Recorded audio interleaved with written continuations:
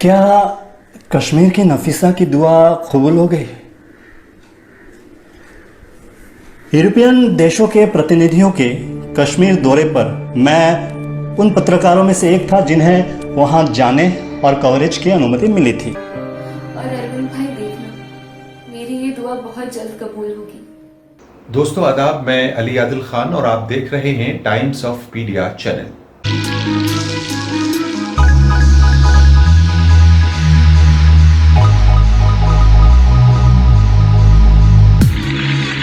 दिल से जो बात निकलती है असर रखती है, पर नहीं ताकत परवाज मगर रखती है। कुदसी उल असल है, रिफात पर नजर रखती है। खाक से उठती है, गर्दू पर नजर रखती है। इश्क था फितनागरो सरकशो चालाक मेरा, आसमां चीर गया नालए बेबाक मेरा।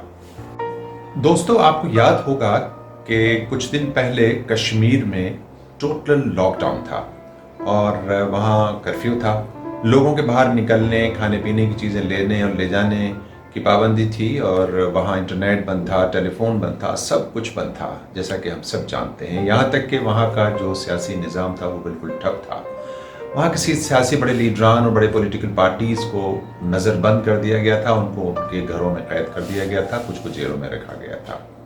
ये एक पूरा वाक़या था। लेकिन उस दौरान जो लोग मजलूम थे, उन मजलूमों की जो बद्दुआएं और दुआएं कहिए, उनको जो भी कहिए, वो निकली।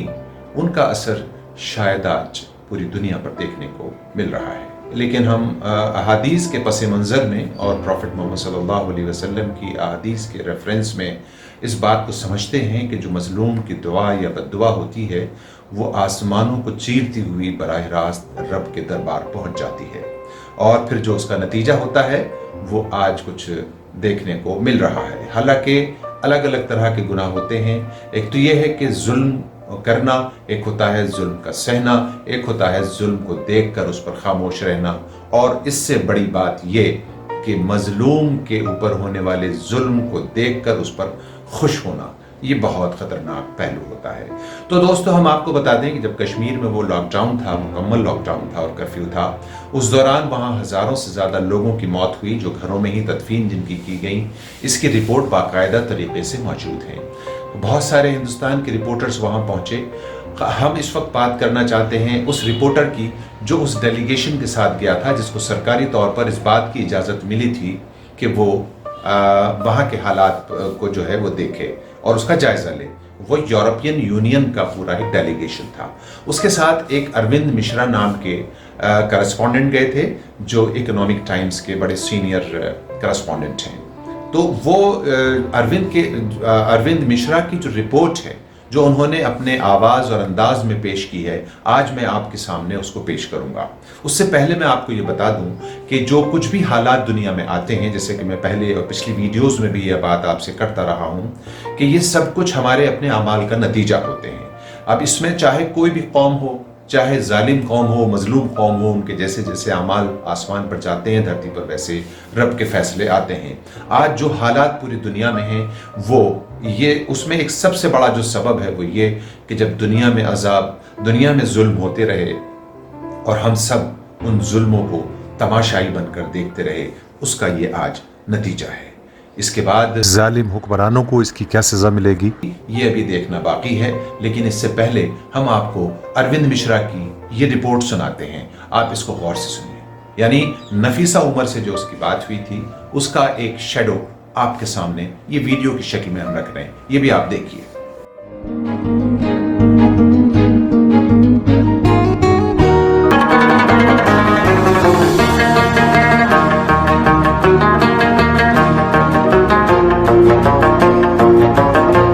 क्या कश्मीर की नफीसा की दुआ कबूल हो गई?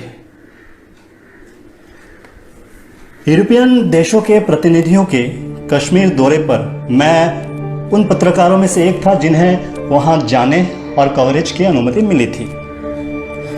तब मुझे एक सहपाठी दोस्त बिलाल अहमद डार, जो मास कम्युनिकेशन पीजी के समय का दोस्त है, उससे मिलने उसके घर जाने की केवल 5 मिनट की अनुमति मिली थी। बिलाल के घर से वापसी के वक्त एक घर के दरवाजे में से एक महिला की आवाज आई। अरविंद भाई, आप बिलाल की दोस्त हो ना, दिल्ली वाले? जी हाँ। बिलाल आपकी बहुत तारीफ करता है। कहता है अरविंद बहुत समझदार इंसान है, दूसरे इंसानों का दर्द समझता है। मैं नफीसा उमर हूँ, बिलाल की फूफी की लड़की। वक्त की कमी को समझते हुए उसने जल्दी जल्दी मुझसे जो बातें कही थी, वो बातें सुनकर मैं कई दिन तक सो ना सका था। आज आपको वो बातें बताना बहुत ज़रूरी समझता हूँ जो नफीसा ने कहा।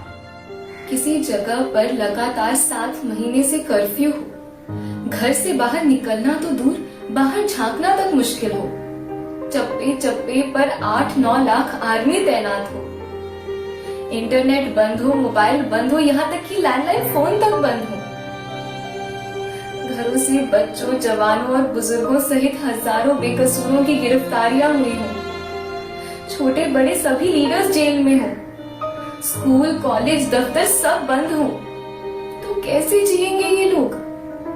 बीमारों का क्या होगा? कोई सोचने वाला ही ना हो।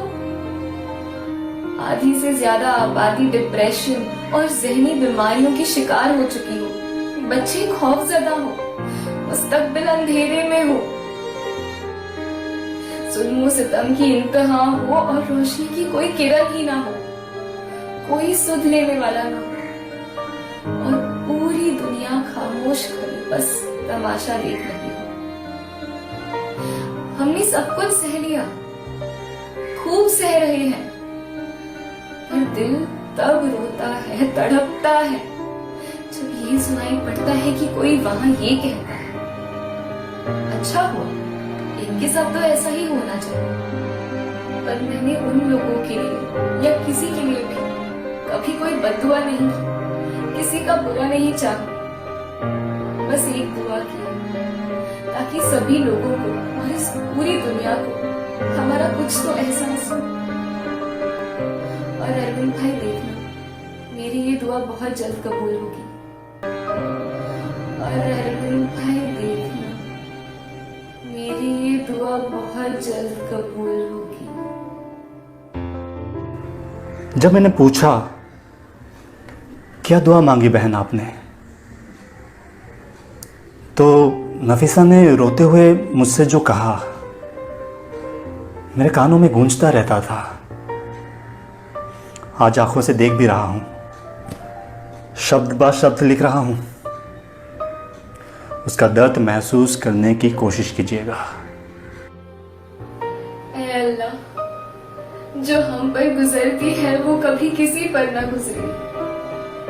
बस मौला, तो कुछ ऐसा कर देना, इतना कर देना कि कुछ दिनों के लिए पूरी दुनिया अपने घर में कैद होने पर मजबूर हो जाए। शायद इस दुनिया को कुछ तो एहसास हो कि हम कैसे जी रहे हैं। आज हम सब अपने अपने घरों में बंद हैं। मेरे कानों में नफीसा के वो शब्द गूंज रहे हैं। और अरविंद भाई देखना, मेरी ये दुआ बहुत जल्द कबूल होगी। और अरविंद भाई देखना, मेरी ये दुआ बहुत जल्द कबूल होगी।